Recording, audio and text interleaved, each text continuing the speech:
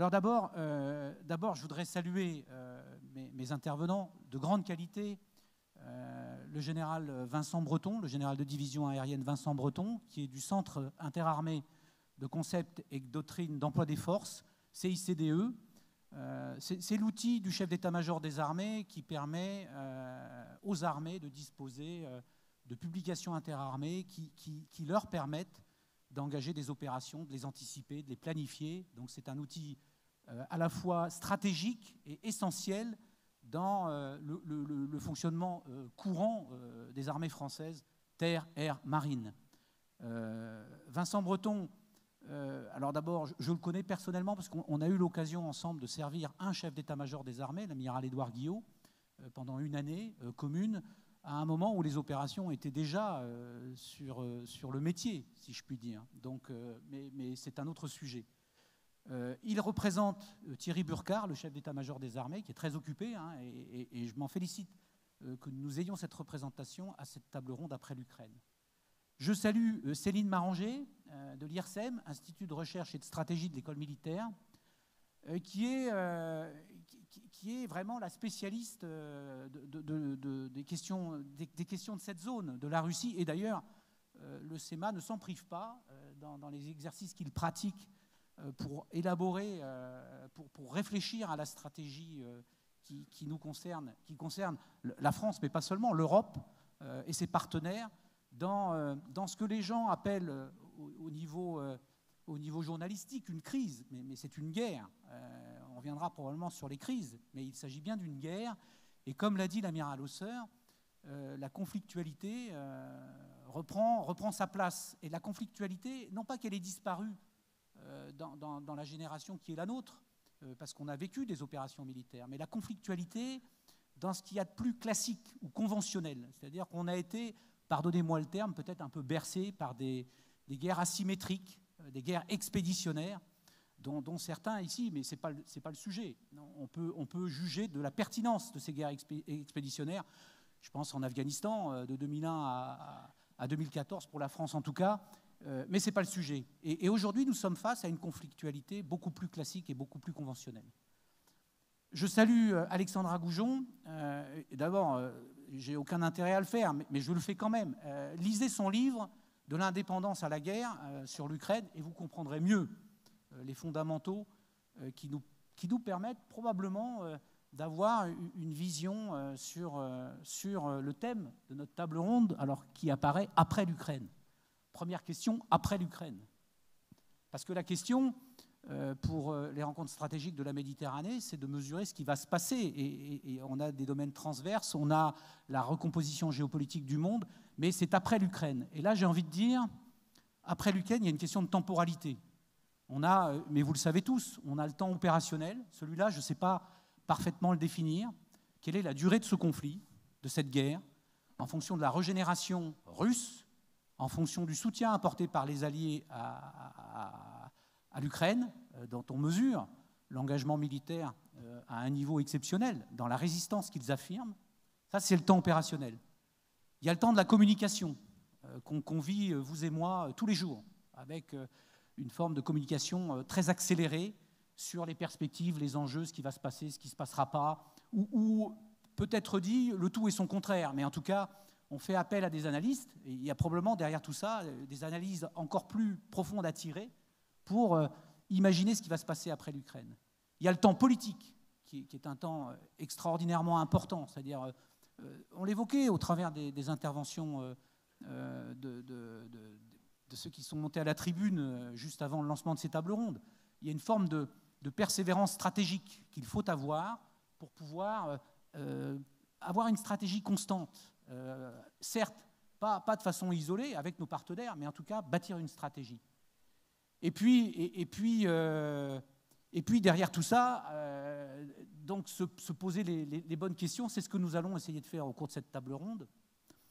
Et j'ai envie de citer Tocqueville qui dit nous pouvons être pardonnés de perdre, mais pas d'être surpris. On ne peut pas être pardonné d'être surpris. Et quelque part, quand on regarde, quand on observe les crises, alors la crise sanitaire du Covid est une crise. Elle a démontré, et ça a été dit, Ça a été dit pas seulement en France, ça a été dit partout. Il y a visiblement une fragilité de cette vision multilatérale de la gestion d'une crise. Le Covid en a été la démonstration. La guerre est un autre sujet. On a vu une belle solidarité s'affirmer derrière l'Ukraine, mais c'est un autre sujet. Alors après l'Ukraine, ma première question, elle va interpeller le général Vincent Breton. C'est très militaire. C'est très militaire, mais le problème souvent des militaires, pardonne-moi Vincent de dire ça, c'est qu'on est victime de péchés capitaux, c'est-à-dire qu'on a tendance à répliquer des situations qu'on a vécues antérieurement. Or, chaque situation est nouvelle. Donc l'élément qui me paraît intéressant, c'est le retour d'expérience, c'est-à-dire depuis le 24 février 2022, quel retour d'expérience tire-t-on pour les armées françaises dans cette, d'abord le fait d'avoir été surpris et dans l'appréciation que nous portons sur la dimension militaire de cette guerre en Ukraine. Ça, c'est ma première question, et on reviendra vers Céline et Alexandra. Merci Patrick. Bonjour à tous d'abord. Il y a énormément de leçons à tirer de cette guerre en Ukraine naturellement. Je pourrais y passer 1 heure, donc je vais essayer d'être un peu plus concis. En 5 minutes, je vais vous livrer 5 enseignements que je considère moi majeurs à ce stade. Je dis à ce stade parce que malheureusement cette guerre n'est pas terminée. La première leçon, c'est qu'en fait il est très difficile d'avoir une bonne compréhension des intentions de ses adversaires. Tout simplement parce que en général, nous ne partageons pas tout à fait la même rationalité. J'en veux pour preuve, en fait, sur cette guerre, avant qu'elle débute, nous étions quand même assez nombreux à penser que cette guerre était hautement improbable, à l'exception notable des autorités américaines, qui étaient, elles, je pense, particulièrement bien renseignées. On pensait cette guerre hautement improbable parce qu'on savait qu'elle n'était pas gagnable par la Russie, et on savait qu'elle aurait pour elle un coût considérable, à la fois humain, politique, économique. Et pourtant, le 24 février, la Russie a décidé, est passée à l'action et a envahi l'Ukraine. Elle a envahi l'Ukraine tout simplement parce que aussi son analyse était erronée. L'analyse de la Russie était fausse. Elle était erronée parce que la Russie considérait, en tout cas surestimait le niveau de ses propres forces. Elle surestimait aussi son réseau d'influence en Ukraine. Elle pensait que l'Ukraine allait tomber comme un fruit mûr, corrompu de l'intérieur. Et puis elle sous-estimait les capacités de résistance ukrainiennes, la cohésion nationale ukrainienne, et elle sous-estimait la réaction des Occidentaux.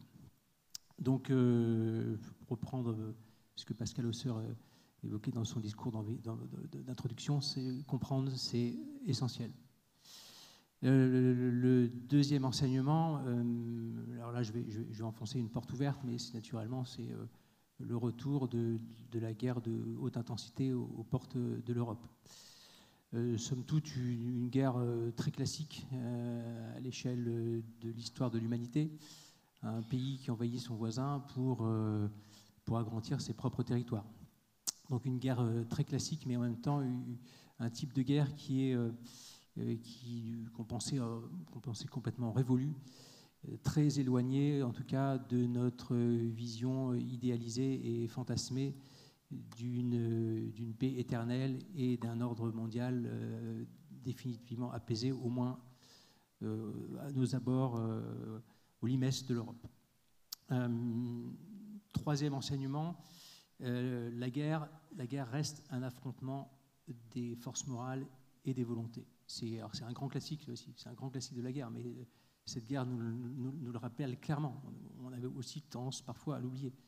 La guerre reste un affrontement des volontés et des forces morales, et à ce jeu-là, c'est l'Ukraine qui gagne. C'est l'Ukraine qui gagne. En fait, la résistance des soldats ukrainiens, elle est pour beaucoup due à la vigueur de leurs forces morales, et ça compte au moins autant voire plus, que la qualité de leur équipement. Donc voilà, ces forces morales, ça dépend en fait d'énormément de paramètres. Naturellement, il y a l'aguerrissement, la confiance, mais là, en fait, ce qui est absolument central, c'est que derrière les soldats ukrainiens, il y a un peuple uni. Donc il y a une cohésion, il y a une mobilisation, une résilience de la nation ukrainienne qui fait bloc derrière ces soldats, et c'est ça qui fait qui fait toute la différence. En fait, je pense qu'il est impossible de gagner une guerre si on n'a pas derrière soi une nation unie. Et du côté russe, en fait, ce qui pêche, à mon avis, c'est que les forces morales des soldats russes, en fait, elles sont rongées, elles sont perverties par le mensonge systémique qui prévaut au plus haut niveau de l'État russe. Les forces morales des soldats, elles sont en fait minées par le non-sens de cette guerre, selon moi. Elles sont minées par l'absence de préparation psychologique à un conflit de haute intensité. C'est une guerre qui est déclarée comme une opération spéciale, je vous rappelle, donc c'était vu un peu comme une promenade de santé. Hein. Les soldats russes étaient censés être accueillis avec du pain et du sel, c'est ça, selon la tradition d'accueil qui prévaut en Russie et en Ukraine. Ben, ce n'est pas vraiment le cas, donc forcément ils sont un peu surpris. Et puis, alors que dire de l'état des forces morales de soldats qui sont recrutés dans les prisons ou qui sont en relais de force? Enfin, c'est absolument un non-sens. Voilà. Quatrième enseignement, cette guerre aussi, elle illustre les enjeux de la bataille de l'information, la bataille de la communication. Ici, elle est absolument stratégique, elle est absolument décisive. Et là encore, avantage à l'Ukraine, qui nous donne vraiment une leçon. La stratégie de communication ukrainienne, elle est absolument remarquable. Elle est absolument remarquable. Et elle cible en fait trois publics. Elle cible d'abord naturellement le peuple ukrainien et puis ses soldats pour les galvaniser, hein, pour affermir ces fameuses forces morales. Ensuite, elle cible les opinions publiques occidentales pour renforcer l'empathie envers l'Ukraine et pour s'assurer ainsi le soutien massif de l'Occident, qui est quand même la clé, avec les forces morales que j'évoquais, c'est quand même la clé de la résistance ukrainienne. Et puis elle cible aussi, cette communication stratégique, elle cible aussi les Russes, notamment pour démobiliser les Russes. Donc il y a eu tout un, enfin, on pourrait y passer des heures, mais il y a tout un tas d'outils utilisés par les Ukrainiens qui sont vraiment absolument déterminants. Du côté russe, la communication, elle est alors c'est un vrai échec vis-à-vis de l'Occident, hein, tellement cette communication elle est outrancière, mais je pense que c'était sans doute pas l'objectif vis-à-vis de l'Occident. L'objectif russe vis-à-vis de l'Occident, c'est de miner la cohésion occidentale, c'est de faire cesser ces livraisons d'armes à l'Ukraine. Entre parenthèses, sur les mensonges outranciers de la Russie, hein, je vous rappelle que quand même, la veille du 24 février, les autorités russes affirmaient, juraient mordicus qu'elles n'avaient aucune intention d'envahir l'Ukraine. Bon. Je pense qu'en France, on ne serait pas permis de faire un truc pareil. Voilà, donc en tout cas cette communication russe, il y a quand même un gros bémol, c'est qu'elle fonctionne plutôt bien. Elle ne fonctionne pas bien vis-à-vis des Occidentaux, mais elle fonctionne plutôt bien vis-à-vis du reste du monde. Là aussi, c'est un enseignement important, puisqu'en fait, on s'aperçoit que les dirigeants de 53% de l'humanité soutiennent ou refusent de condamner la Russie. Donc là encore, on voit le monde n'est pas aligné sur l'Occident. Je renvoie toujours au propos introductif de Pascal Hausseur. On retrouve là le ressentiment aussi qui existe à travers le monde vis-à-vis de l'Occident.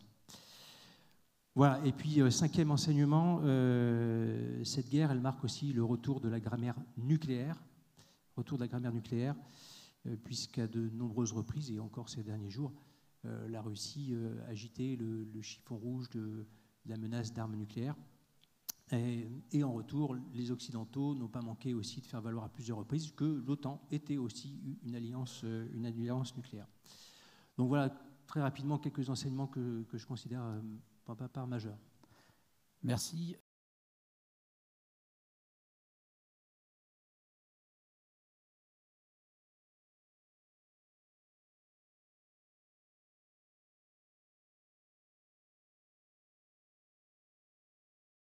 Alexandra, Charles de Gaulle disait l'action, ce sont les hommes au milieu des circonstances. En Ukraine, le président Zelensky, que personne ne connaissait vraiment, est devenu un acteur central de cette guerre ukrainienne. Comment vous percevez le retour d'expérience, si on arrive à le capter, à le mesurer actuellement au sein des forces ukrainiennes, dont on peut s'interroger légitimement sur sa capacité à se régénérer dans le temps. C'est pour ça que la temporalité me paraît être un facteur clé dans les suites de cette guerre provoquée par la Russie.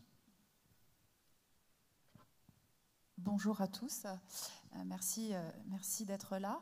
Alors sur ce retour d'expérience, je vais commencer par la résistance nationale qui a été évoquée par le général Breton et faire un pont justement avec Zelensky. Pourquoi ? Parce que je considère qu'il y a une sorte d'effet miroir entre le peuple mobilisé et Volodymyr Zelensky, c'est-à-dire qu'on a beaucoup évoqué le rôle du chef de l'État, et il joue un rôle crucial, mais n'oublions pas que Volodymyr Zelensky est aussi porté par sa population et par ce que j'appelle un effort de guerre militaire et civil. Cela a déjà été évoqué, n'oublions pas qu'il y a une sorte de collaboration, et qu'on a aujourd'hui une population, lorsque je suis allée en Ukraine relativement récemment, j'ai pu observer comment dans une petite ville de l'Ouest, on se mobilisait pour aider d'un point de vue médical l'ensemble du corps militaire sur le front, avec des réseaux de transport organisés encore une fois par des bénévoles.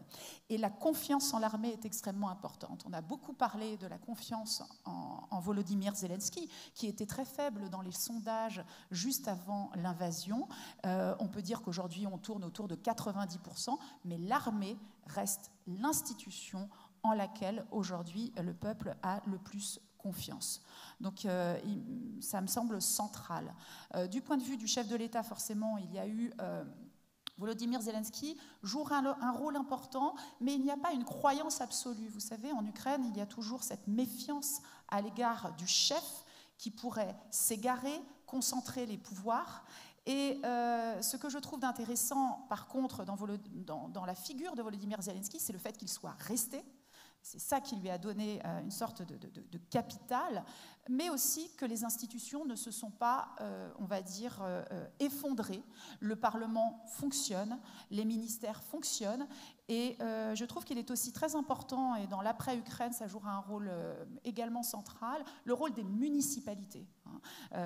Cet effort de guerre, il est aussi soutenu par les municipalités et en collaboration avec la population. Donc le pouvoir local joue un rôle important.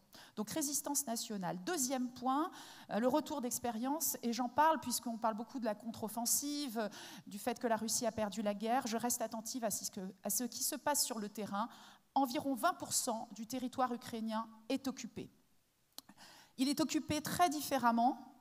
Bien évidemment, on a eu une occupation au départ sur les régions du Nord. Les régions du Nord ont été désoccupées, mais aujourd'hui, 27 septembre, nous sommes au dernier jour des référendums d'annexion organisés par la Russie dans les régions du Sud et de l'Est, qui vont probablement mener à une annexion de fait, et donc à une occupation qui risque d'être prolongée,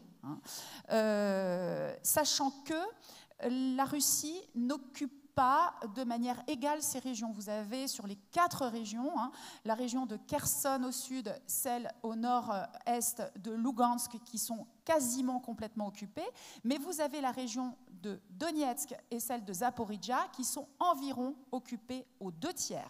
Et c'est pour ça qu'on peut imaginer que les combats vont continuer pour récupérer ces territoires. Donc, la question de cette occupation, elle pose la question de l'intégrité territoriale, et c'est bien de cela dont il s'agit. Et les Ukrainiens luttent pour reconquérir des territoires. Troisième point, à l'heure où je vous parle, à peu près depuis, on va dire, les derniers sondages nous montrent que 92% des Ukrainiens croient à la victoire. Alors, ça va aussi de pair avec le fait qu'on a aujourd'hui, on n'a pas de négociation entre la Russie et l'Ukraine. On a eu un moment de négociation au mois de mars. Les négociations sont refusées côté russe. Volodymyr Zelensky a plusieurs fois demandé et exprimé son souhait de pouvoir parler avec Vladimir Poutine. Il n'y a pas eu d'écho côté russe. Et donc aujourd'hui, les Ukrainiens croient en la victoire. Deuxièmement, considèrent qu'il faut récupérer les territoires. Donc bien évidemment que le pouvoir politique est attentif aussi à cette opinion publique. Quatrième point, le bilan humain. Le bilan humain, il est incertain, mais il y a des moments qui ont profondément marqué la société ukrainienne. À la désoccupation de la région de Kiev, le massacre de Boutcha, Irpin, le siège de Mariupol et très récemment, avec la désoccupation de la région de Kharkiv, les fosses communes à Izium. Pour l'Ukraine, on parle bien évidemment de crimes d'agression, on parle de crimes de guerre, avec un rapport de l'ONU récent qui atteste de crimes de guerre, et certains juristes évoquent le risque de génocide. Vous savez que c'est un terme qui est utilisé par le président ukrainien. Et ce qui touche plus particulièrement aujourd'hui, d'ailleurs une campagne existe et va bientôt d'ailleurs arriver à l'Assemblée nationale prochainement, c'est la question par exemple de la déportation forcée des enfants de l'Ukraine vers la Russie qui est évoquée. Alors je disais, le bilan humain est incertain. Le 22 août, on apprend de sources militaires ukrainiennes qu'il y aurait 9000 militaires morts. Ce sont des estimations sans doute sous-estimées, sans doute faibles. Côté civil, on a bien évidemment le décompte des Nations Unies, mais qui est toujours inférieur. J'évoquerai aujourd'hui peut-être sans doute plusieurs dizaines de milliers de personnes, mais là encore une fois, c'est très incertain. Ce qu'il faut bien comprendre, c'est que ces morts, ce qui se passe aujourd'hui en Ukraine, eh bien, il y a une comparaison avec des traumatismes anciens. En Ukraine, reviennent les traumatismes de la Seconde Guerre mondiale, reviennent également en tête, et notamment lorsqu'il y a eu toute cette question autour du blé, des récoltes de blé, le fait que la Russie bombarde des champs de blé. On a même vu, peut-être avez-vous vu ces images de tracteurs qui travaillaient à la lisière du blé qui était en train de brûler pour sauver quelques récoltes. Ça rappelle la famine de 1932-33 qui avait fait en Ukraine 4 millions de morts. Dernier point. L'Ukraine donc lutte aujourd'hui, et cette résistance nationale ne peut se comprendre que par rapport à l'histoire longue. L'histoire longue, c'est un pays qui a lutté pour son indépendance, mais il faut bien comprendre que depuis 1991, c'est le plus long moment d'indépendance de l'Ukraine. Le peuple lutte aujourd'hui pour son existence, c'est comme ça qu'il l'exprime. La lutte pour l'indépendance, vous savez, Vladimir Poutine parle souvent de projets anti-russes en Ukraine, et ce que je dis souvent, c'est que l'Ukraine n'est pas contre la Russie aujourd'hui, oui, mais avant l'invasion, elle était contre la soumission à la Russie, et c'était bien contre cela qu'elle se bat. Je vous remercie. Merci Alexandra. Alors, on perçoit bien la difficulté, notamment dans les chiffres. C'est une difficulté. On évoque la guerre de l'information. C'est un vrai sujet très bien présenté. Pour Poutine, Céline Maranger, Poutine joue sa survie politique. Il pourrait jouer sa survie proprement dite. Il a démontré au monde, et ce qui nous a probablement surpris une fois encore, on enchaîne parfois les surprises stratégiques. On pensait l'armée russe plus forte, plus aguerrie dans l'emploi de l'arme aérienne. On a vu d'ailleurs, on l'évoquera à l'occasion des tables rondes de ces 3 demi-journées sur l'hypervélocité. On a vu des signaux faibles qui démontraient qu'ils étaient capables de faire des choses. Qu'en est-il du retour d'expérience mesuré en Russie, sur lequel on n'a pas une vision très précise, en tout cas en Occident, parce que là aussi l'information parfois est masquée. Oui, c'est m'entendez bien. D'abord, merci pour l'invitation. Je pense que c'est une question à laquelle il est quand même difficile de répondre parce qu'on n'a pas forcément les sources. Ce que je voudrais essayer de faire, c'est de dresser un premier bilan en fait, des choix opérationnels qui ont été décidés depuis 6 mois, de voir et ensuite d'essayer de réfléchir en fait, aux erreurs qui ont été commises et d'essayer de voir s'ils ont appris de ces erreurs.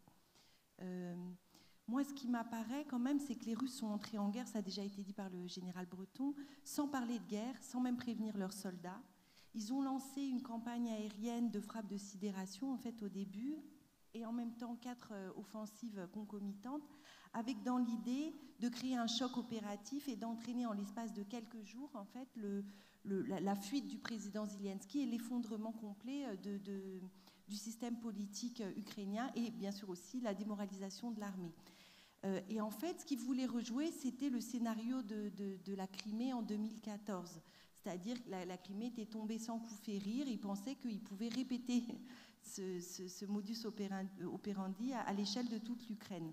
Évidemment, ils se sont complètement fourvoyés. C'est-à-dire que, mis à part dans le sud, où il y a eu des défections et des trahisons très importantes, notamment dans le renseignement, finalement, les troupes russes, elles se sont tout de suite heurtées à des difficultés logistiques, mais surtout à la résistance de l'armée ukrainienne qui était préparée, aguerrie et qui les attendait quand même.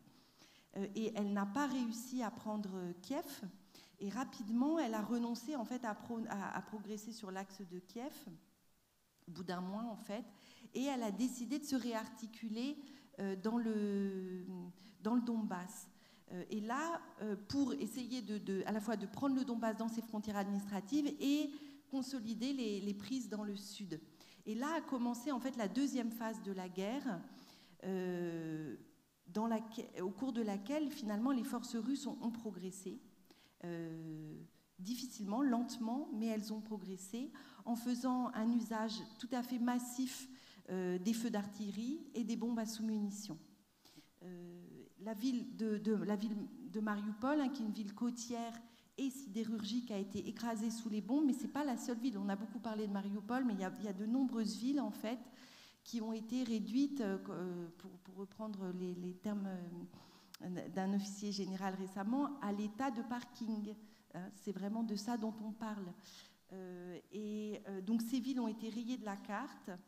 De larges zones dans le Donbass sont polluées du fait des mines laissées par les bombes à sous-munitions. Mais c'est vrai qu'en même temps, ils ont réussi à consolider leur prise le long du littoral de la mer d'Azov et dans la région de Kherson, au nord de la Crimée. Ce qu'il faut dire aussi tout de suite, c'est qu'en même temps, les forces russes, elles se sont vraiment heurtées à la détermination des forces armées ukrainiennes, à leur agilité aussi, et bien sûr au fait que ces forces armées ukrainiennes ont été renforcées par la livraison massive d'armes occidentales qui leur ont finalement permis d'opposer une défense solaire très efficace et puis surtout de cibler des postes de commandement, des dépôts de munitions, des aérodromes à l'arrière. Donc on en était là cet été, si vous voulez. Et puis, depuis le mois de septembre, depuis le début du mois de septembre, on peut considérer que la guerre est entrée dans une 3e phase et les Russes ont de nouveau connu de très sévères déconvenues. C'est-à-dire que tout l'été, les Ukrainiens leur ont fait croire qu'ils préparaient une large contre-offensive dans le sud pour les repousser de l'autre côté du Dniepr et reprendre la région de Kherson. Ils ont annoncé l'offensive à l'avance, ils l'ont préparée par du renseignement de combat et des frappes en Crimée tout l'été. Et donc, évidemment, les Russes se sont dit qu'il faut consolider les défenses dans le sud, donc ils ont dégarni un petit peu le nord.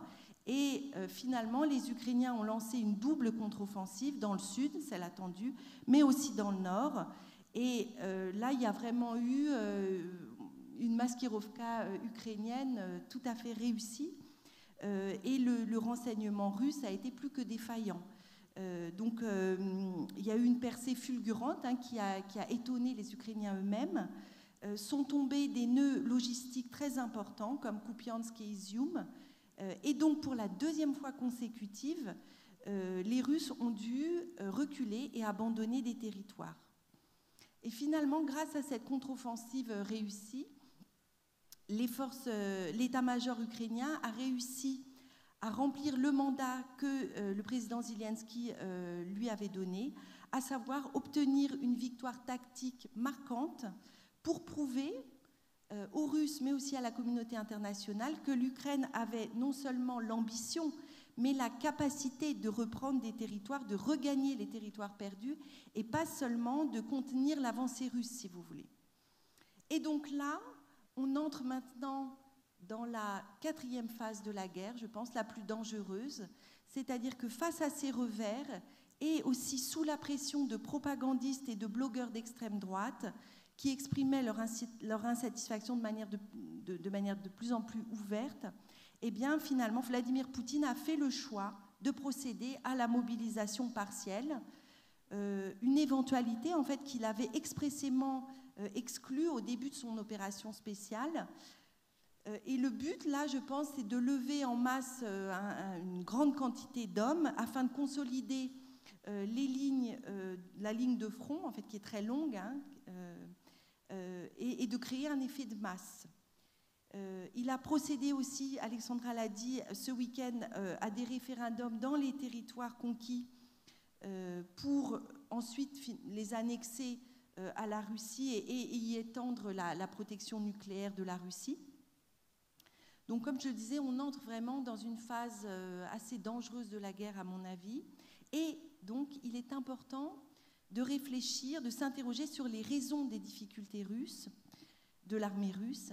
Et je dirais, s'il fallait résumer, qu'en fait, le Kremlin est parti de faux postulats et qu'il a péché par excès de confiance. Et je crois qu'il est en train de répéter cette erreur. Ça a déjà été dit, hein, il a cru que l'armée russe serait accueillie en libératrice.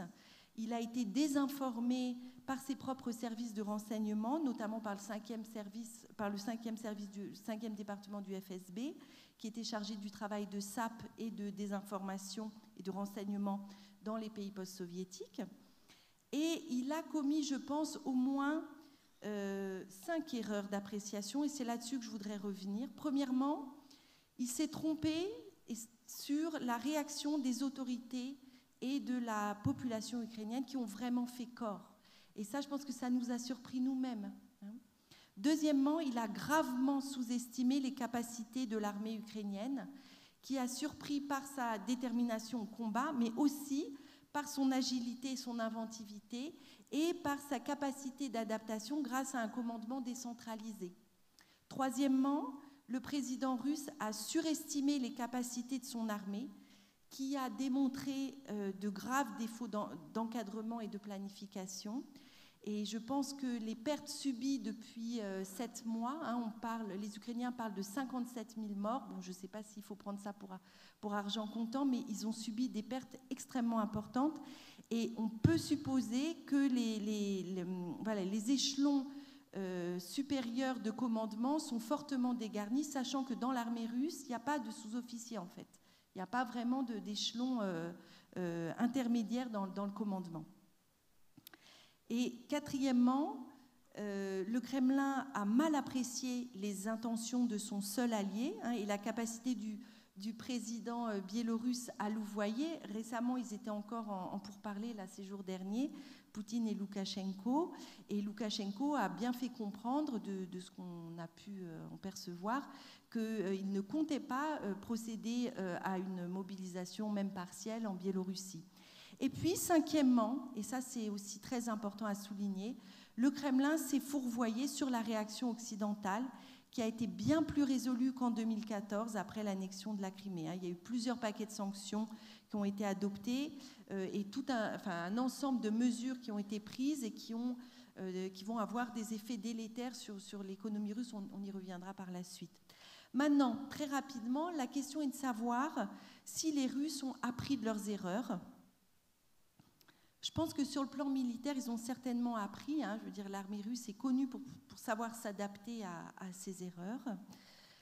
Maintenant, ce ne sont pas les militaires qui ont le dernier mot aujourd'hui en Russie.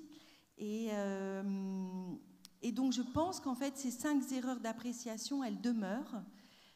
parce que les décisions militaires sont prises au Kremlin d'après des considérations politiques. Et ça perdure. Et la première erreur, je voudrais insister là-dessus, la première erreur que j'ai soulignée tout à l'heure, elle portait sur le défaut d'appréciation de la réaction des autorités, surtout de la population ukrainienne. Eh bien, je crois que cette première erreur, qui est liée en fait au refus de considérer que les sociétés peuvent être actrices de leur destin, eh bien, je crois que cette erreur, elle est en train de se répéter avec la population russe. C'est-à-dire qu'en ce moment, c'est le sauve-qui-peut en Russie.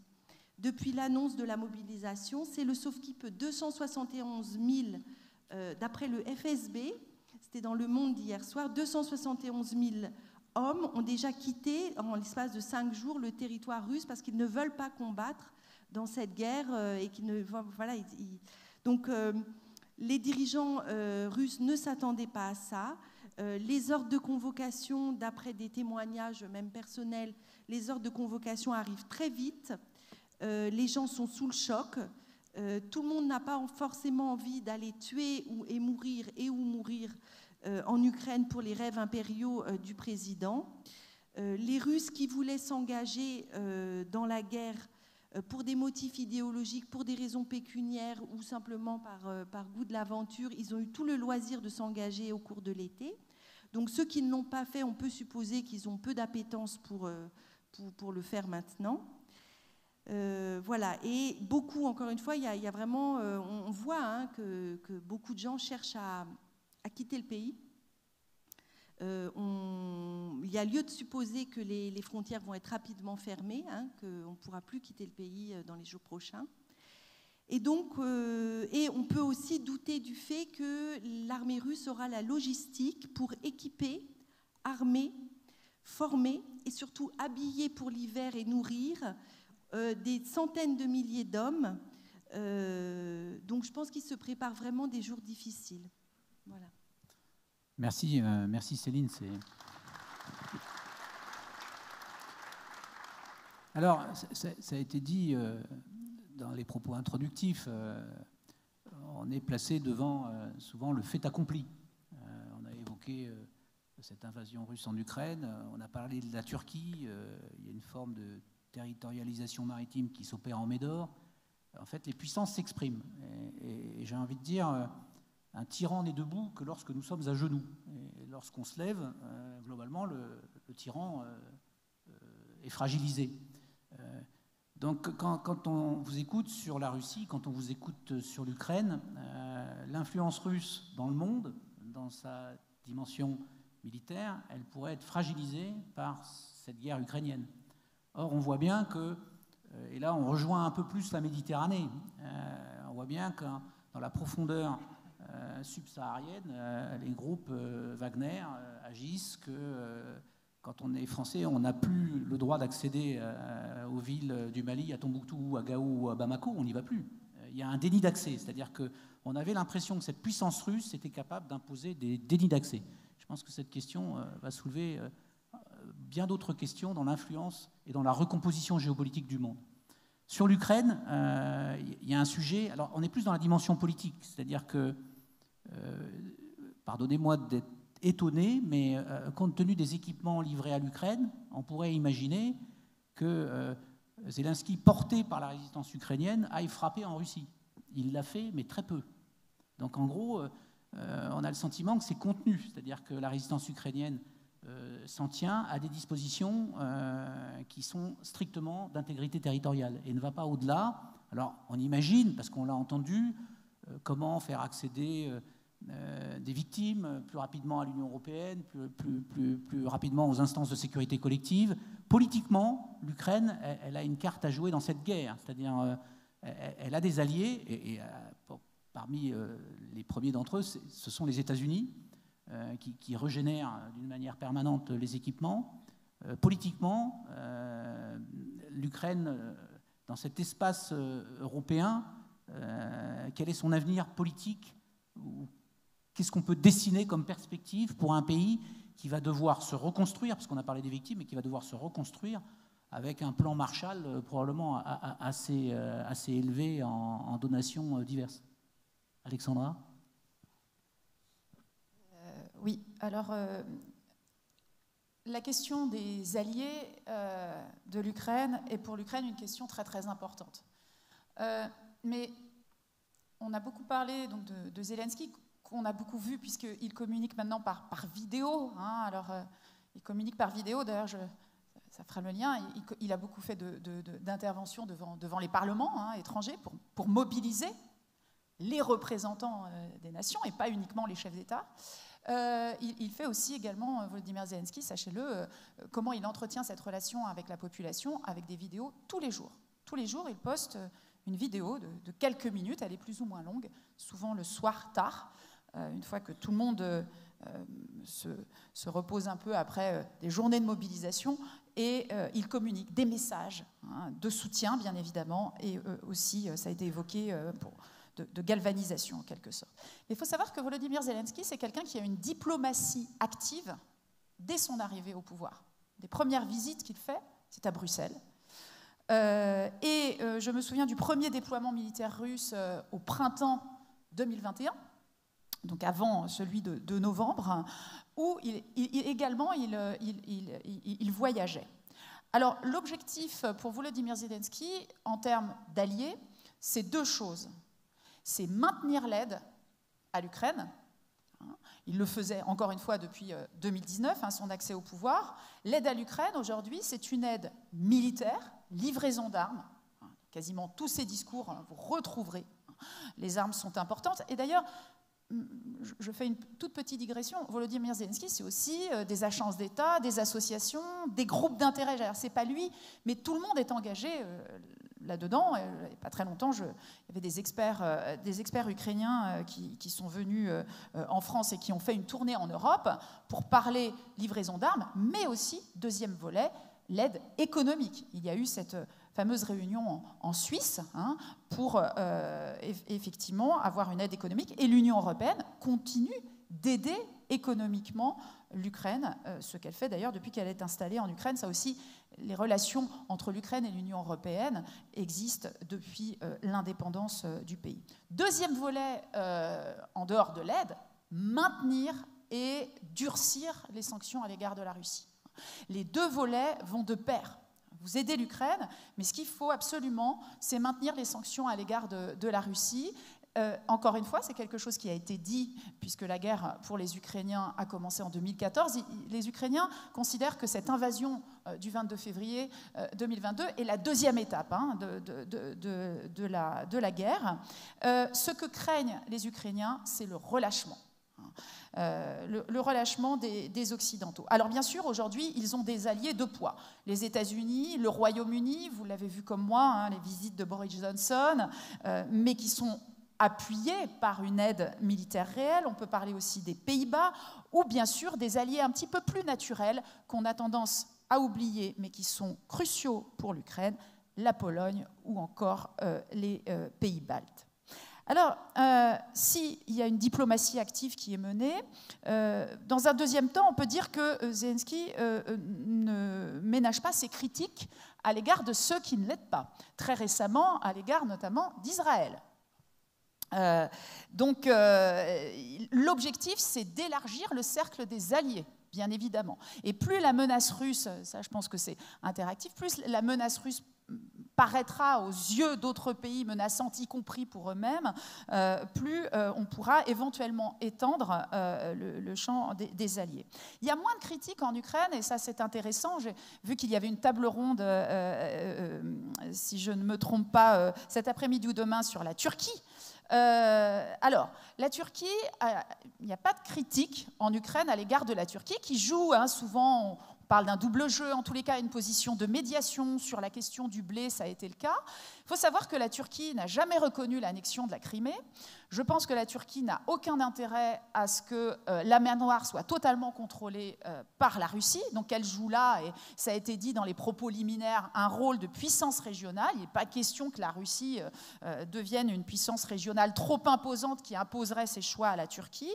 Et puis vous avez bien évidemment les fameux drones Bayraktar qui sont vantés par les militaires ukrainiens. Vous parliez tout à l'heure de communication. c'est très intéressant de suivre des bataillons et les soldats eux-mêmes, hein, qui font notamment, il existe un clip musical sur le Bayraktar qui a beaucoup circulé. Peut-être troisième point, quelque chose qui rejoint votre question sur la place de l'Ukraine. On en parle un petit peu moins puisqu'on est plutôt sur les aspects militaires, mais ça me paraît très important.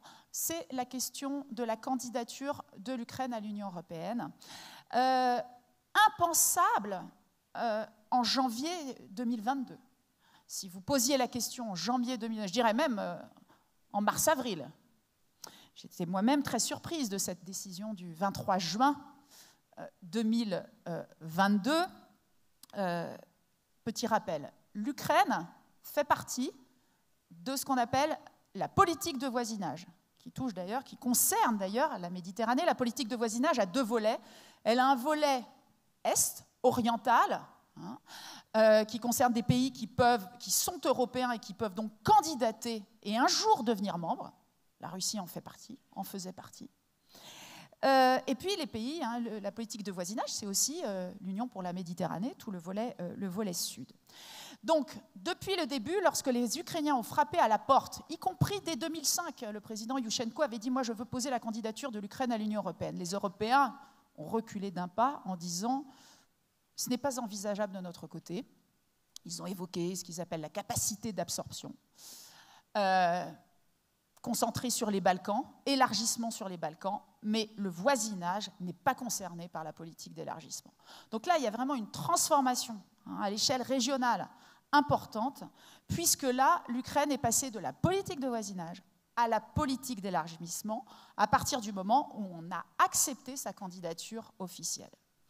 C'est très important. Alors, je ne vais pas vous parler de l'Union européenne, ce sera un autre sujet, même si je le pense très intéressant, il faudra revenir là-dessus.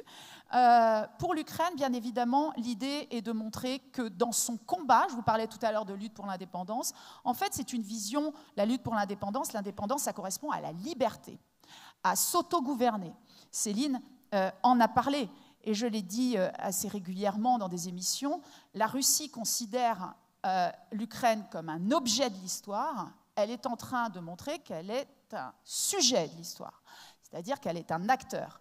Et donc, si vous voulez, dans cette question, bien évidemment, on disait à l'Ukraine, vous faites partie de la famille européenne, mais vous ne rentrerez pas. Cette perspective est très importante pour les Ukrainiens, et donc ça fait partie du soutien.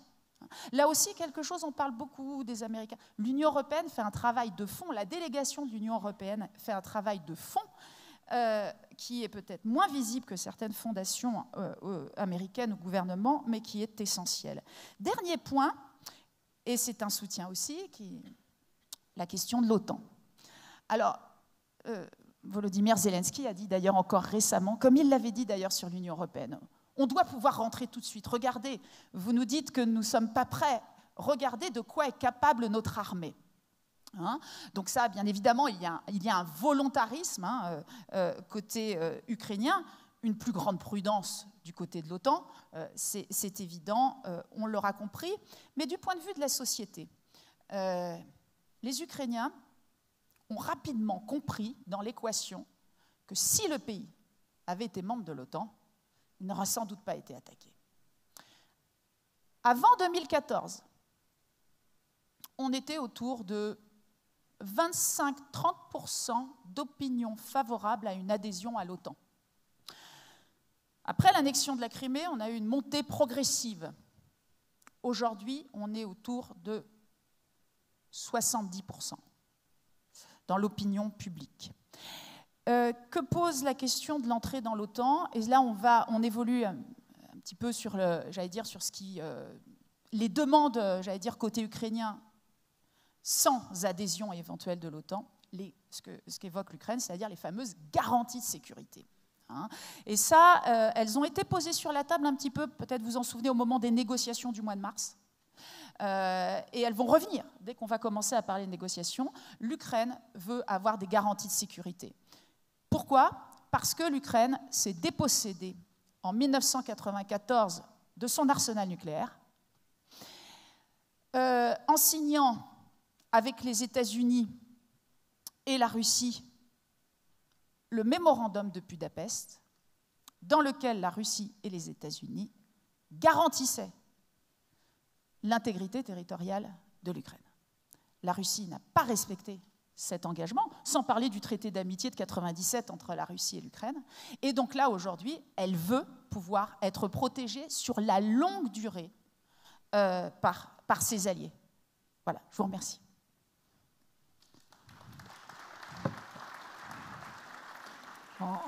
Ne soyez pas blessés, mais en observant l'auditoire et en observant Pascal, mon directeur général, on a connu le monde bipolaire. On a connu le monde bipolaire dans nos armées. Donc j'ai envie de dire, après l'Ukraine, le vrai sujet, c'est peut-être après Poutine. Parce que la grande question, c'est qu'on ne serait plus dans un monde bipolaire. On serait dans un monde, on a évoqué la Chine, donc ça veut dire qu'on fragilise la multipolarité. Il y a une forme de dimension qui prend une forme nouvelle et qui peut terriblement nous inquiéter. Donc l'après Poutine, politiquement, les Russes sont-ils prêts à être les vassaux de la Chine? J'en doute. Leur influence en Afrique de l'Ouest, en Méditerranée, on revient sur nos thèmes méditerranéens, mais c'est quoi? On peut se projeter, on peut imaginer une perspective politique qui va changer radicalement la donne dans le temps moyen? Je pense qu'on ferait bien de se garder d'imaginer ce genre de scénario. Enfin, il faut y penser certainement, mais Poutine est encore au Kremlin. Il a plusieurs gardes prétoriennes pour le protéger. Et certes, on le disait malade, mais enfin, on n'a aucune assurance que ces bruits sont confirmés. Et pour l'instant, enfin, moi, je suis plutôt d'avis qu'il faut se concentrer sur le court moyen terme, disons. Et ce qui m'apparaît, c'est quand même que Vladimir Poutine, bon, il a joué son va-tout en Ukraine, hein, il a commis, comme je le disais tout à l'heure, des erreurs d'appréciation assez magistrales, et aujourd'hui, il est confronté à plusieurs impasses, notamment sur le plan international, mais pas seulement sur le plan international. Au niveau militaire, j'en ai déjà parlé, je n'y reviens pas, hein, je l'ai déjà esquissé. Au plan économique, et ça va, je pense que la situation ne peut aller que de mal en pis, et ça va avoir effectivement un impact important sur la capacité de la Russie à se maintenir et à maintenir une relation d'équilibre avec la Chine. Je veux dire, quoi qu'on en dise dans les médias français, les sanctions commencent à produire des effets, et des effets tout à fait délétères. Le budget russe reste certes excédentaire du fait du prix très élevé des hydrocarbures, mais l'inflation, elle avoisine 15%, le chômage, il monte en flèche, la croissance, elle accuse une très forte baisse. Bon, pour l'instant, ce sont plutôt les entrepreneurs russes qui souffrent, qui sont pris à la gorge, mais là, en plus, avec la mobilisation partielle, tous ces phénomènes vont s'accélérer, en fait, hein. Le départ en masse des entreprises occidentales et des personnes les mieux formées, parce qu'il y a des centaines de milliers de personnes qui sont parties depuis février, hein, avant l'hémorragie de cette semaine. Plus ajouté aux restrictions financières, eh bien, tout ça pèse déjà très fortement sur la production industrielle russe, et surtout, elle entrave la capacité de régénération de l'outil militaire. Et par ailleurs, on sait déjà, hein, ça c'est tout à fait avéré, que la dépendance économique de la Russie à l'égard de la Chine, elle va s'accentuer, de même que les concessions commerciales qu'elle doit lui accorder. Donc tout ça est très défavorable aux intérêts russes, de mon point de vue. Au plan politique, je pense qu'on peut s'attendre à une instabilité de plus en plus grande dans le système russe. Les revers récents dans le nord du Donbass ont entraîné un nouveau déchaînement de critiques de la part de l'extrême droite, qui est la seule à pouvoir porter la critique aujourd'hui en Russie, hein, sinon tous les autres sont soit en prison, soit en exil. Cette extrême droite, vraiment, c'est plus que l'extrême droite, je ne sais pas comment qualifier ça, mais ils demandaient depuis des mois la mobilisation générale. Donc maintenant, ils ont la mobilisation partielle. Mais cette décision de procéder à la mobilisation partielle, au recrutement de 300 000 personnes, vraisemblablement, en fait, il s'agit plutôt d'1 million de personnes, parce que dans la loi de mobilisation, il y a le point 7, qui est un point secret, et bon, on pense qu'il s'agit en fait de mobiliser 1 million de personnes. Donc cette mesure, comme je le disais, elle est très impopulaire en Russie. Elle a déjà entraîné des débordements au Daghestan notamment. Elle a entraîné l'incendie criminel de bâtiments publics et de bureaux de recrutement en Russie même. Donc je pense que là, on est vraiment face à une fuite en avant. Voilà, on est face à une fuite en avant, on ne sait pas trop comment tout ça va évoluer.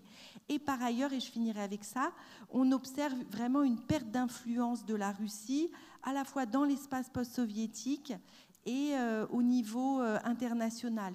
Alors, dans l'espace post-soviétique, on a un regain de tension à plusieurs endroits, dans le Haut-Karabakh et à la frontière tadjiko-kirghize, parce qu'en fait, les Russes étant occupés ailleurs, eh bien, chacun se sent autorisé à pousser son avantage plus loin. Et puis, il y a aussi une prise de distance très nette des dirigeants centra-asiatiques à l'égard de Moscou. Et puis, au plan international, je pense que l'image de puissance militaire et politique que le Kremlin avait réussi à projeter depuis une dizaine, une quinzaine d'années, elle est sérieusement ternie et cornée par cette aventure militaire. Les partenaires politiques de la Russie, que ce soit la Chine ou l'Inde, commencent visiblement à s'inquiéter des répercussions de la guerre en Ukraine sur l'économie mondiale. Ils ont discrètement fait connaître leurs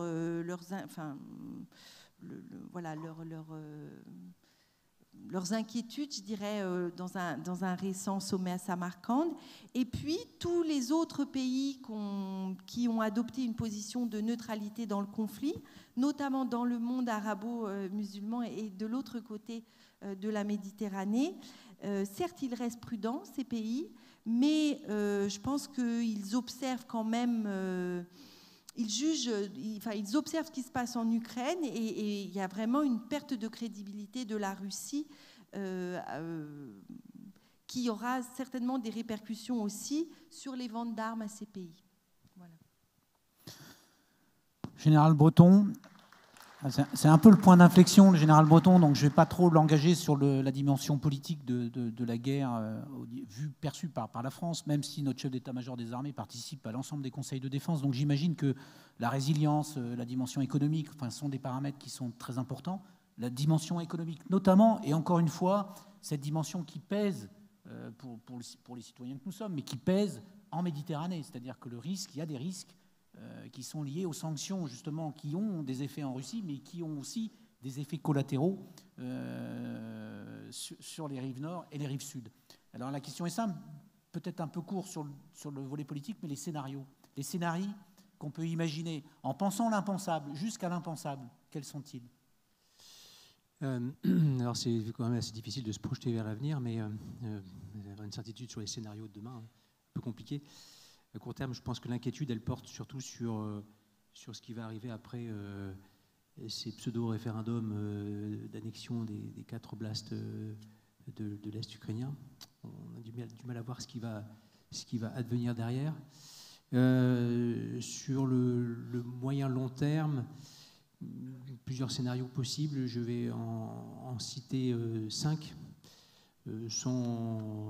sans prétention à être exhaustif et sans forcément chercher à les classer, à les hiérarchiser les uns par rapport aux autres. Premier scénario possible, c'est une guerre qui s'enlise. Déjà, qui c'est qui aurait parié sur un conflit qui durerait 6 mois 7 mois déjà. Moi, je ne sais pas, c'est pareil.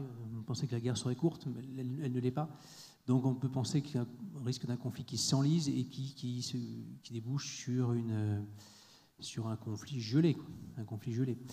Et ça peut advenir de plusieurs façons. Ça peut être, par exemple, la Russie qui déclare demain, de façon très unilatérale, qu'elle a gagné. Voilà. moi j'ai gagné. De mes objectifs, les objectifs de mon opération spéciale sont atteints.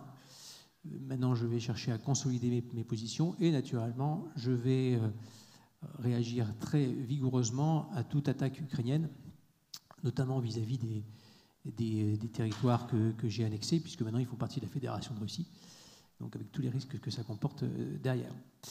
Et donc voilà, finalement, on va avoir une guerre qui pourrait se transformer, enfin un équilibre de force qui s'installe, un front qui se fige. En plus, l'hiver approche, on voit bien que les hommes sont fatigués, les difficultés logistiques vont arriver. Donc voilà, un front qui se fige, et puis un conflit qui finalement se gèle, devient un peu oublié, et qui se gèle à défaut d'avoir été traité d'avoir été réglé par un traité de paix. Voilà le premier scénario. Le deuxième scénario, on ne peut pas non plus exclure un effondrement des deux belligérants. Les Ukrainiens d'abord, hein, les troupes sont fatiguées, psychologiquement, physiquement. Donc il peut y avoir aussi une défaillance de ce côté-là. Et puis du côté russe, le front aussi peut se fissurer, le moral des troupes s'effondrer, la logistique est complètement désorganisée justement à cause de l'hiver qui arrive ou même des sanctions occidentales.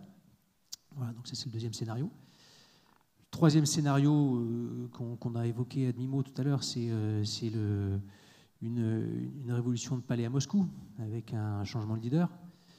Et là, avec deux options. Soit une option que Céline décrivait, c'est-à-dire avoir un leader encore plus extrémiste. Soit une option où, au contraire, celle qu'on espérait tous, c'est un leader qui décide de chercher une paix négociée. Voilà, et puis après, il y a le scénario, moi je qualifie le plus dangereux, c'est le quatrième scénario. C'est celui d'une escalade et puis d'une extension du conflit à l'OTAN.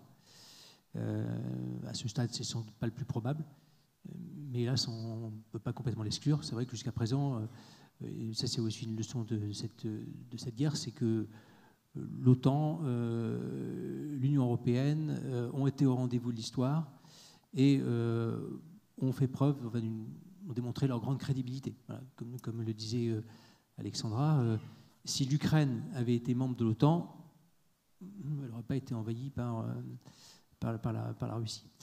Et puis,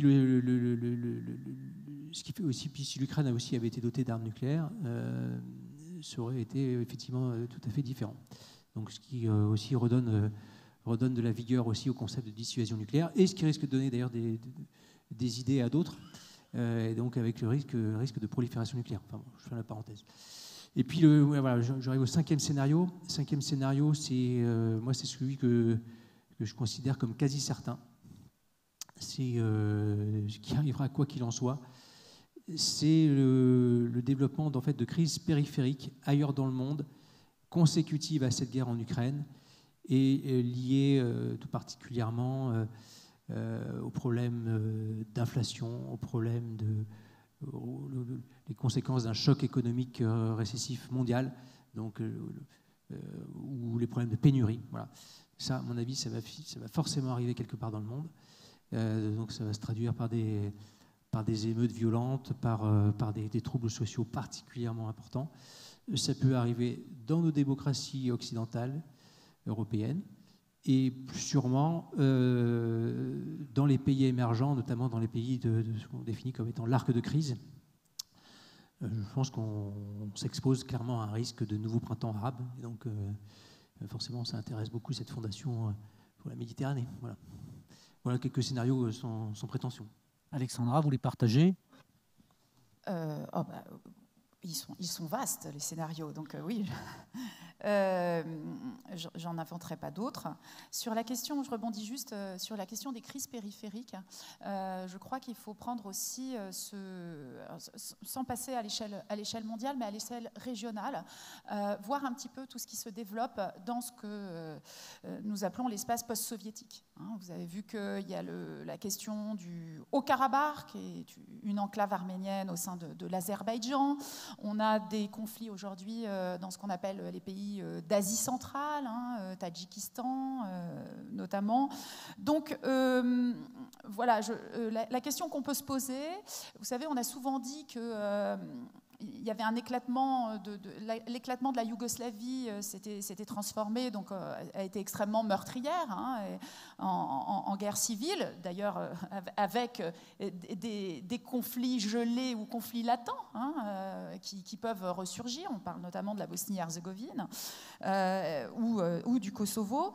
Mais l'éclatement de l'URSS, finalement, proportionnellement, n'a pas été si meurtrier. Donc la question qu'on peut se poser, c'est 30 ans après l'éclatement de l'URSS, un peu plus de 30 ans, une vraie question sur cet espace et qui, à mon avis, mérite l'attention.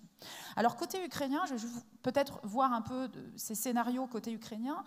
Côté ukrainien, il y a l'idée de, j'allais dire, en fonction des scénarios évoqués, est-ce que Moscou, la Russie, va abandonner sa politique impériale? Est-ce que c'est une politique conjoncturelle avec Vladimir Poutine ou une politique structurelle? Aujourd'hui, les Ukrainiens l'ont complètement intégré. Si vous voulez, cette guerre en Ukraine, pour les Ukrainiens, ils l'intègrent dans l'histoire très très longue. Tout à l'heure, j'ai parlé du XXe siècle, mais on va jusqu'aux Cosaques. Donc, pour les Ukrainiens, cette guerre, elle est liée à une volonté de soumission qui date depuis des siècles. Et donc aujourd'hui, et quelque chose dont certains s'en méfiaient, je ne vais pas dire qu'il n'y avait pas du tout d'écho là-dessus avant 2014, mais là, c'est revenu de manière très importante. Ça participe aussi de la mobilisation. Et donc, pour les Ukrainiens, il n'y a aucune assurance que la Russie abandonne sa politique impériale. Donc, ils le disent d'ailleurs, le combat va être long, et quand bien même conflit gelé, négociation, il n'y a plus de confiance dans ce que dit la Russie. Et donc, quel partenaire pourrait donner confiance à l'Ukraine? Donc, l'Ukraine reste, y compris si les combats s'arrêtent, risque d'être sur le qui-vive pendant un bon bout de temps. On n'est pas d'ailleurs, j'irai plus loin, on n'est pas simplement dans une politique de soumission, on est dans une politique de destruction. C'est pour ça que j'ai rappelé tout à l'heure les différents massacres qui, là, vous voyez, on change d'échelle. Bien évidemment, l'Ukraine est réactive à ce qui se passe en Russie. La Russie essaye de nous faire croire que la responsabilité de la guerre repose entre les mains de l'Ukraine et de son allié parfois, ou l'Ukraine marionnette de l'Occident. L'Ukraine réagit. Si demain, il y a l'arrêt des combats, bien évidemment qu'elle les acceptera, mais si on parle de l'effondrement de la Russie, encore une fois, quel effondrement? Qu'est-ce que cela donnera sur le terrain? Alors, imaginons, côté ukrainien, s'il y a la poursuite des combats. Cela a été évoqué. Il y a la question de l'unité, la capacité d'action, et avec quels résultats? Ça, c'est difficile aujourd'hui de le mesurer. Combien de temps l'Ukraine peut rester dans cet état de tension et d'incertitude pour bon nombre de civils? S'il y a un arrêt des combats, c'est déjà quelque chose auquel je réfléchissais avant l'invasion. C'est-à-dire, je disais, qu'est-ce qui se passerait dans le Donbass si les Russes se retirent? Il n'y a plus d'aide militaire, ni politique, ni économique aux séparatistes. Et là, c'est aussi un challenge. Je ne sais pas comment réagiraient les élites politiques locales, notamment dans le Donbass, puisqu'il y a aujourd'hui ce qu'on appelle des États séparatistes qui existent depuis 8 ans. Ce qui différencie complètement ce Donbass de Kherson, qui n'est occupé que depuis le 2 mars dernier. Et quid de la Crimée, qui restera, à mon avis, une zone de tension très très long terme.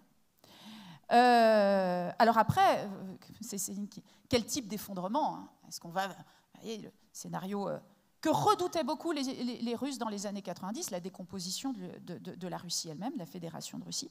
On n'en est pas là et je ne ferai pas de projection, mais là, ça pourrait donner un petit peu de répit peut-être à l'Ukraine. Donc tout ça, bien sûr, se fait en miroir. Le jour où il y aura des négociations, là aussi, ça peut poser problème à l'Ukraine. Aujourd'hui, est-ce que ce sera avec Zelensky? Est-ce que c'est Zelensky uniquement qui pourra mener ces négociations? Et dans quelles conditions? Alors aujourd'hui, il a un capital, mais moi je pense que les négociations pourraient entamer ce capital et pourraient faire apparaître sur la scène politique ukrainienne de fortes divergences Et je terminerai là-dessus, n'oublions pas que la guerre, aujourd'hui, crée des sortes d'inégalités d'expérience. Je le vois sur le terrain, ce n'est pas quelque chose qui apparaît, mais on reproche à un tel d'être parti, à l'autre d'avoir été dans l'effort de guerre permanent. On voit dans les zones désoccupées des règlements de comptes locaux. Voilà. Donc, la question de l'unité, de la diversité, des inégalités, elle est bien présente. Et ça, bien évidemment, ça pourra jouer aussi dans la capacité du pouvoir politique à imposer une décision éventuelle de négociation. Merci. Céline ? Les scénarios. Alors, je pense que quand on réfléchit au scénario, il y a deux questions centrales. La première, c'est quel est le scénario le plus dangereux et qu'est-ce qui pourrait le provoquer ? Et la deuxième, quel est le scénario le plus souhaitable pour le pays qu'on considère, disons.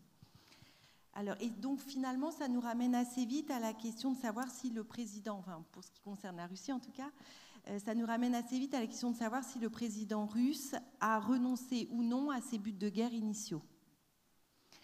Tout le monde se souvient, je pense, des motifs avancés pour lancer la guerre à la fin du mois de février. Il y avait le soi-disant nazisme des dirigeants ukrainiens qui s'apprêtaient à attaquer la Russie.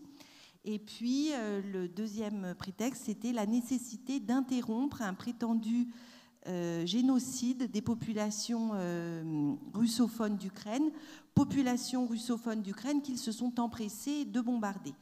Donc, mais ce qu'il faut bien voir, en fait, c'est que ces deux raisons qui ont été avancées, elles parlaient à la population russe, notamment la référence au nazisme, au combat contre le nazisme, ça leur parle.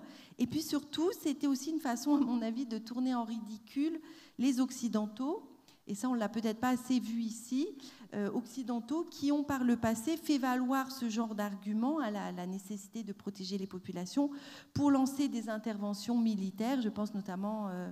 Enfin bon, voilà, on ne va pas entrer dans le... Mais voilà, je pense que dans leur esprit, il y avait ça. Mais quel était... Bon, ça, c'était les raisons invoquées. Quel était l'objectif réel ? L'objectif réel, à mon avis, c'était de conquérir l'Ukraine et de reconstituer la Russie dans ses frontières d'avant la révolution bolchevique. Donc, il y avait des motivations... il y avait des enjeux de sécurité évidents, hein, c'est pas pour les nier, mais il y avait aussi des motivations identitaires très importantes et également, certainement, la volonté de faire la démonstration de la faiblesse de l'OTAN 15 ans, mois pour mois, après le fameux discours de Munich, hein, en février 2007, dans lequel Vladimir Poutine avait dénoncé l'unilatéralisme américain. Donc il y a vraiment cet ensemble de raisons.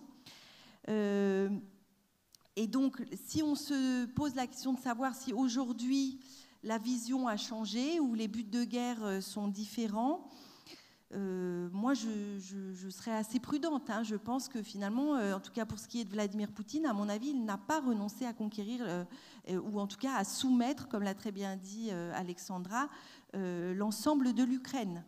Et donc rien ne dit en fait que le Kremlin a renoncé à ses objectifs de guerre initiaux. Et donc la guerre en plus, la guerre étant là par ailleurs, comme l'a également souligné Alexandra, le problème de la confiance est complètement rompu.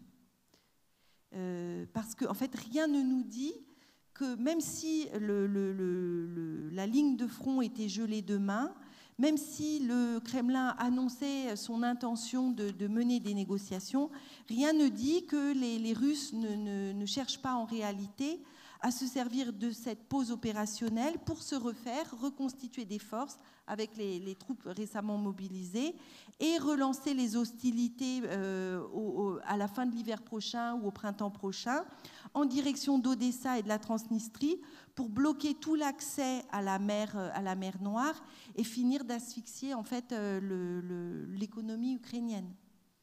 Donc je pense que ce sont des inquiétudes qui sont très présentes à l'esprit des Ukrainiens.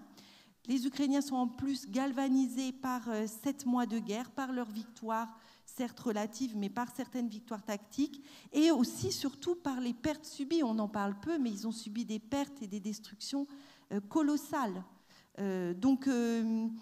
Eux, ils gardent ces risques à l'esprit et ils ont revu leur but de guerre à la hausse. C'est-à-dire que désormais, ils ne cherchent plus la paix, ils cherchent la victoire, pleine et entière.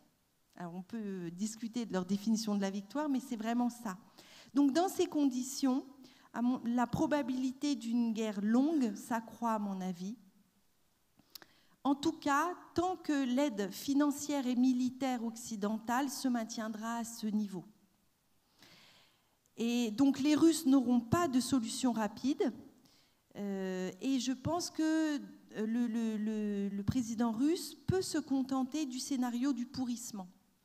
Parce qu'il pense qu'il a la supériorité sur le plan démographique et que de toute façon, les Occidentaux, dans son esprit, sont faibles et vulnérables. Et donc, à mon avis, ils vont mettre en œuvre une stratégie double. En Ukraine, ils vont chercher à la destruction jusqu'à épuisement. Et donc, ils vont procéder à la destruction méthodique de toutes les infrastructures critiques du pays, notamment pour cet hiver, à la destruction de tout ce qui permet l'approvisionnement en gaz et donc le chauffage.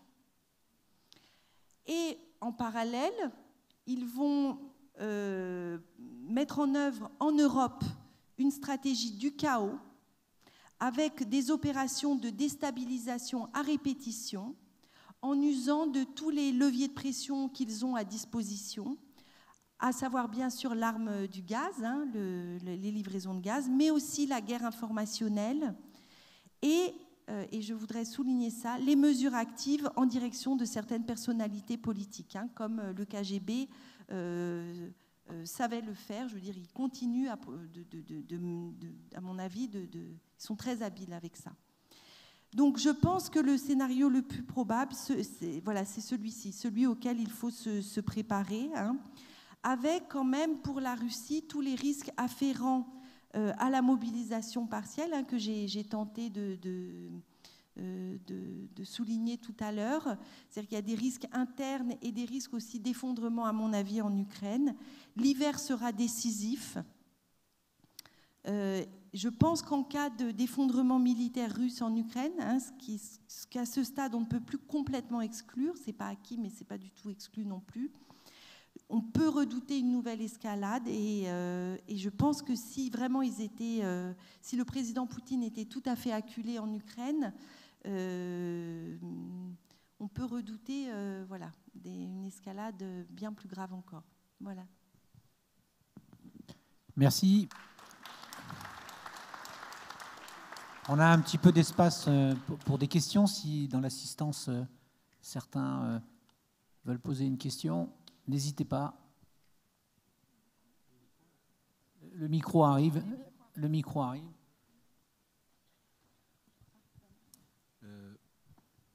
Amiral, allez-y. Et après, on passera à monsieur derrière. Ça marche, oui. Je vous remercie pour la qualité de la présentation et des intervenants. Ma question la question qui se pose est: est-ce qu'il y a une probabilité de l'emploi de l'arme nucléaire par les Russes? Merci.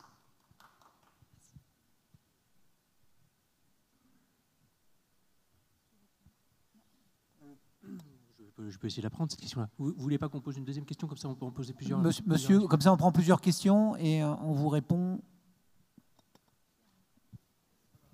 Moi, je voudrais revenir sur la question qu'a abordée un peu Alexandra Goujon.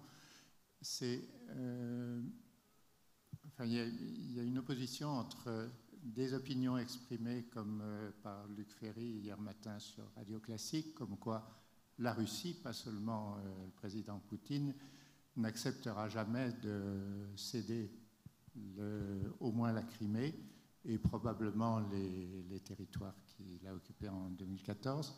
Mais parallèlement, quelle est la réalité de la russophilie ou russophonie dans ces territoires occupés? il y a eu quand même, depuis 2014, très peu de réactions contre cette annexion, des territoires du Donbass. On avait l'impression que probablement au moins 50% de la population était plutôt favorable à un rattachement à la Russie, et en tout cas en Crimée.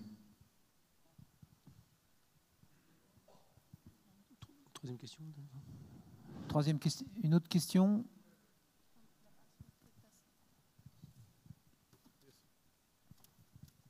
Merci.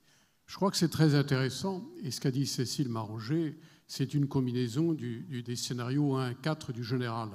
Alors, est-ce qu'on peut, dans le temps limité, aller plus loin? La question que l'on se pose, c'est de savoir, bon, Poutine, finalement, il a fait ses référendums, bidons, certes, mais il tient ses territoires. J'ai l'impression que la contre-offensive, elle est beaucoup plus lente. 22% du territoire, c'est 120 000. On dit qu'on a récupéré 9 000. Bon, on ne va pas rentrer dans les chiffres Crimée ou pas compris. Je crois que c'est un peu annexe. Le problème, c'est effectivement, ils vont se barricader sur ces territoires. Et qu'est-ce qui va déloger les Russes de ces 4 oblasts? Quelle est l'ampleur de l'aide occidentale? Je dirais pas en hommes, en combattants, mais en armes. Puisque, je pose la question générale, le quart des javelines, des Stinger sont épuisés. Est-ce que les arsenaux occidentaux, y compris les nôtres, regardez les Césars, il en faut combien? On en a pratiquement mis 16 sur une quarantaine, on ne va pas rentrer dans la technique. Le problème, au-delà du soutien moral, politique et autres qu'on apporte à l'Ukraine, quel est l'état des arsenaux occidentaux? Est-ce qu'ils pourront tenir 6 mois, 1 an, 18 mois? C'est une question difficile, mais qui me paraît cruciale. Alors l'autre question, qui est aussi un peu technique qu'Alexandra Gaujon, bon, la France est contre le tribunal spécial. Elle est plutôt pour la Cour pénale. L'article du Monde, il y a 2 jours, était intéressant, parce qu'en disant on ne peut pas inculper Poutine et son clan, il faut des preuves, et ça prend des mois. Par contre, la guerre d'agression, qui est nouvelle, parce que bon, il y a les crimes de guerre, crimes contre l'humanité et génocide. C'est beaucoup plus compliqué. Est-ce qu'il y a une tendance à aller vers, justement, à définir un crime d'agression qui donnerait... Alors évidemment, ça ne changerait pas la balance des forces, mais ça pourrait attirer peut-être une partie des pays du Sud en disant, voilà, il y a une agression, il y a la violation de tous les articles de la Charte de l'ONU, maintenant, on pourrait peut-être reconsidérer notre position. Voilà un peu. Dommage qu'on n'a pas plus de temps. Il faudrait passer la journée à discuter de ce problème. Mais enfin, le temps est limité. Hein. Merci beaucoup. J'ai essayé de répondre à plusieurs questions. Ma réponse sur la probabilité d'emploi des armes nucléaires. Encore, c'est difficile de vous donner un chiffre. Mais enfin, quelles seraient en fait... Enfin, ces armes existent. Et donc, elles ont fait leur preuve de leur crédibilité. Donc, oui, elles peuvent être employées. Voilà, c'est une décision éminemment politique. Je vous parlais de la difficulté à comprendre les intentions russes. C'est difficile de donner un chiffre, effectivement, derrière cette affaire-là. Après, quel serait le gain pour la Russie, le gain tactique de l'emploi de ces armes? Ça serait créer une brèche, naturellement, dans le front ukrainien. Mais après, pour autant, est-ce qu'ils arriveraient à contrôler les territoires derrière cette brèche? Vu l'état de la résistance ukrainienne, à mon avis, ils auraient beaucoup de mal à contrôler ces territoires. Après, l'utilisation des armes nucléaires, vous changez de monde. C'est la rupture d'un tabou. Donc, il y aurait, à mon avis, un bannissement politique de la Russie qui serait absolument considérable. Je ne suis pas sûr que la Chine continue à soutenir comme ça, de façon aussi massive, la Russie. À mon avis, il y aurait une distanciation de la Chine, clairement.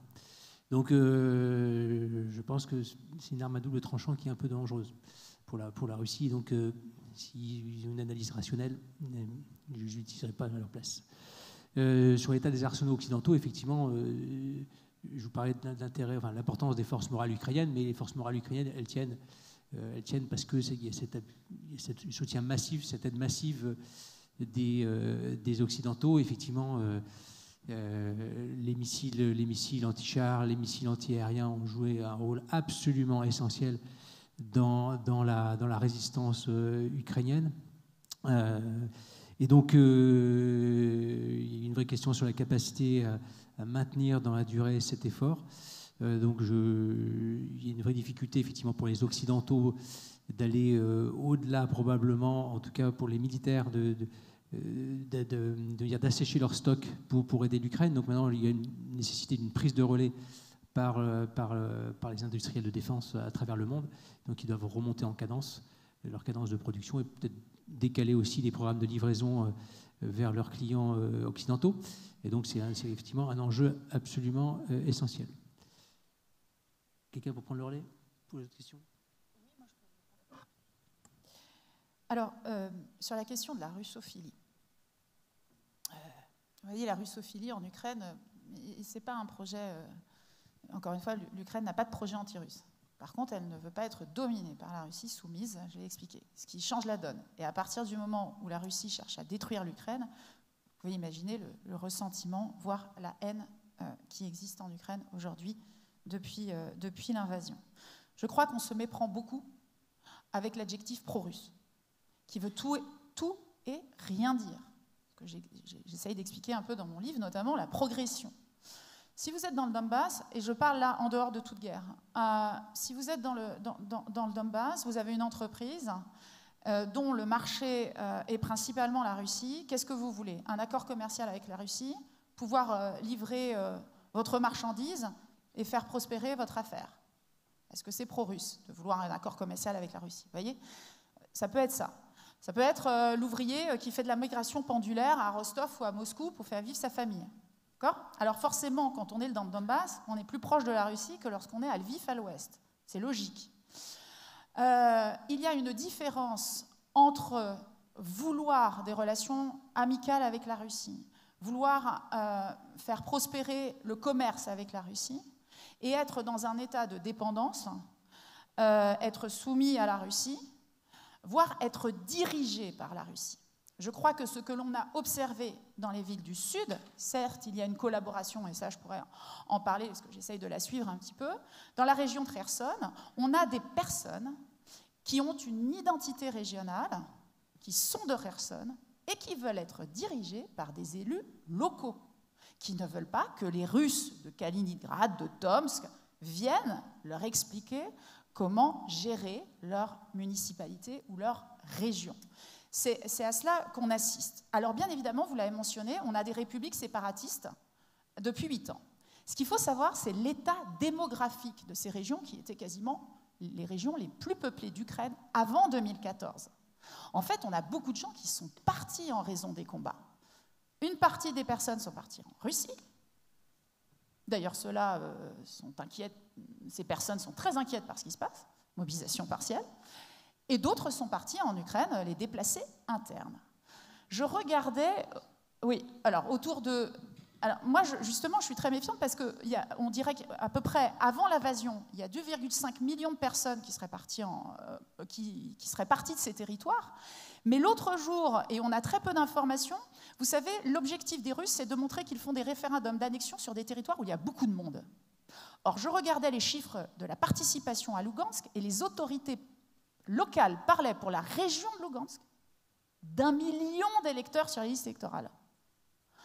Sachant qu'il y en avait plusieurs millions, on était autour de 5 ou 6 millions avant. Vous voyez, donc, ces territoires, il y a eu une fuite après 2014, il y a eu une fuite après l'invasion de 2022, et il y a une fuite liée à l'annexion. C'est-à-dire que, voilà, vous avez des gens qui partent de la région de Kherson. Pourquoi? Ils disent, demain, je suis russe, je vais être mobilisé et je vais devoir combattre contre mes propres compatriotes.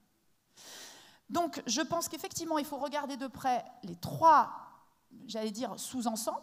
Le Donbass, Kherson et Zaporijjia occupés que depuis cette année, et la Crimée. Et je ne sais pas quel sera l'état, par exemple, vous avez évoqué cette terminologie des forces morales. Je pense que, et on l'a vu là dans le combat, les régions de Lugansk et Donetsk ont créé des forces, j'allais dire, militaires propres, ce qui n'est pas le cas dans les autres. Et les gens de Crimée n'ont pas beaucoup combattu, alors que ceux du Donbass, les séparatistes militarisés, les groupes militaires ont combattu. Et d'ailleurs, très intéressant, petite anecdote, une fois que la région de Lugansk a été totalement récupérée, on a vu une vidéo d'un bataillon séparatiste disant « Nous, on a libéré Lugansk, on ne veut pas aller combattre pour Donetsk ». Donc il y a un aspect aussi régional qu'il faut, et qu'on a du mal, en disant pro-russe, on mélange un petit peu tout. Alors la Crimée, c'est très différent parce que la Crimée, il y a des bases militaires, il y a Sébastopol, et ça m'a fait penser, là aussi, il faut solliciter l'histoire. Sébastopol, voilà, est-ce que Sébastopol, on va dire, voilà, ne sera plus une base militaire russe? Donc là, on est vraiment dans... Les Ukrainiens y croient, mais ils savent que c'est dans très très très longtemps. Et Sébastopol, comme flotte militaire russe, n'a jamais cessé d'exister, puisqu'il y avait cet accord avant 2014. Par contre, la mobilisation partielle, elle fait peur aussi en Crimée. Parce que, justement, la Crimée a été annexée assez vite, mais est-ce que maintenant on va mobiliser en Crimée sur le front pour combattre? Et la Russie qui se présente dans ces territoires comme source de protection, voilà, moi je crois que c'est pour ça que la contre-offensive joue un rôle extrêmement important, puisque là on a affaire à des référendums qui se jouent dans des territoires où il y a des combats. Il n'y a pas une région où il n'y a pas de combat. Donc voilà, pardon. Monsieur, je vais essayer de répondre à votre question concernant la probabilité de l'emploi de l'arme nucléaire. Je pense qu'on peut avoir des inquiétudes pour 3 raisons. La première, c'est qu'il y a quand même des menaces récurrentes du président russe à ce sujet. Le 24 février, encore récemment, enfin, à plusieurs moments, il y a fait allusion directement. Il a par ailleurs mis en alerte les forces nucléaires russes. La deuxième raison, c'est qu'il y a des personnes dans l'appareil, des personnes qui sont très proches, en fait, qui ont œuvré pour une évolution de la doctrine nucléaire russe et pour un élargissement des paramètres d'emploi, et notamment le Patrouchev, le secrétaire général du Conseil de sécurité. Ce sont des personnes très influentes qui plaident en faveur de l'usage du nucléaire tactique pour mettre fin à un conflit conventionnel à des conditions acceptables. Et ça a été intégré progressivement. Et puis la troisième raison qui peut nous conduire à être inquiets, c'est les déclarations des organes de propagande russes, notamment RIA Novosti, qui sont vraiment des médias directement inféodés, qui ont à plusieurs reprises accusé l'Ukraine de posséder des laboratoires secrets de type NRBC destinés à élaborer des bombes, des armes biologiques ou chimiques, avec l'aide des Américains, avec l'aide du Pentagone et tenant compte de l'ADN des Russes. C'est ce qui est mis en avant. Ces médias de propagande ont également accusé l'Ukraine de préparer une bombe sale et de se doter des moyens de l'envoyer sur Moscou. Donc on peut considérer que ces déclarations font partie de la guerre de l'information, c'est peut-être le cas, mais on peut aussi considérer qu'en fait ils cherchent à avoir un prétexte, à justifier par avance une frappe future. La dernière chose que je voudrais souligner à ce sujet, c'est que certains experts russes très sérieux, comme Arbatov par exemple, ont fait part de leur grande inquiétude cet été dans des articles. Donc je pense que c'est quelque chose à prendre au sérieux.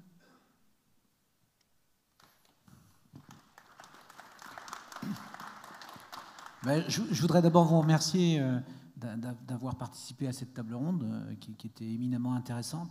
Je voudrais qu'on remercie Céline Maranger de l'IRSEM, le général Vincent Breton, Alexandra Goujon de l'Université de Bourgogne, parce qu'ils ont été très précis. Merci à vous. Donc on le voit bien et on le note, les séquences seront plus longues au RSMed 2023 puisque ça suscite des interrogations. Rien n'est simple, on ne peut pas jouer les Cassandres en matière de défense et de sécurité, mais le fait est, c'est que c'est un effort qu'il va falloir poursuivre, en tout cas à l'échelle nationale, avec nos partenaires. on ne fera pas tout seul, mais ça laisse à nos décideurs politiques le soin d'investir dans la sécurité parce que pour tenir son rang, il faut un certain caractère d'assurance. Et probablement que, c'est Charles de Gaulle qui disait ça, mais probablement que des instances de sécurité puissantes ont un effet qui n'est pas de la dissuasion nucléaire, mais de la dissuasion conventionnelle vis-à-vis d'un potentiel agresseur qui nous place devant le fait accompli. Donc ce n'est pas de la politique, là, pour le coup, c'est purement militaire. Mais il faut, en tout cas, préparer l'impensable quand on est dans les cellules d'anticipation stratégique, parce que c'est ce qui peut se produire et il faut y penser. Merci à vous tous et bon appétit.